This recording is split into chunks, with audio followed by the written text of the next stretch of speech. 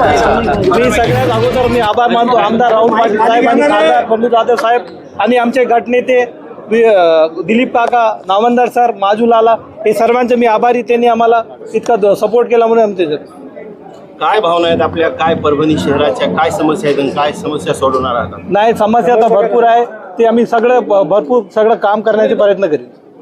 कुठली प्रश्न आहेत तुम्हाला काय वाटतं म्हणजे कोणकोणते प्रश्न स्वच्छतेचा सगळ्यात अगोदर स्वच्छता कचऱ्याचा प्रॉब्लेम आहे ते आम्ही सगळ्यात अगोदर त्याच्यावर निर्णय घेऊ. आमदार खासदारांनी आपल्यावर विश्वास हो टाकला. ठेवलं.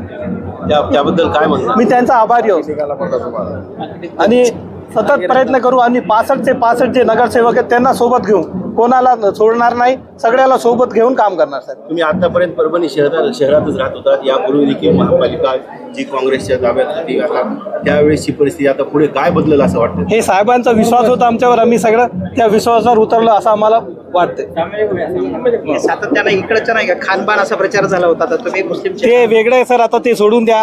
विकासाच्या मुद्द्यावर बात करा. ते खानमानचं आता सोडून टाका सर. तुम्ही आता आलात शिवसेनेकडून आलात म्हणजे त्या प्रचाराला कुठेतरी आता हे झालंय का असं म्हणायचं? नाही, आमचे पक्षप्रमुख तसले नाही. आम्हाला स्पष्ट आदेश आहे, काम करायचं काम करा, नुसतं खानपान करायचं काय काम नाही म्हणलं. आपण मुंबईला गेला होता, उद्धव ठाकरेंची पण भेट झाली. काय नौका संदेश दिला ठाकरे साहेबांना? एकदम स्वच्छ आणि निर्मळ की ते विकास करायचं म्हणले त्यांनी. दुसरा काय कोणत्या बाबतीत आपल्याला लक्ष घालायचं नाही आणि आम्हाला इथून पुढं जास्त आमदार आमचे करायचं.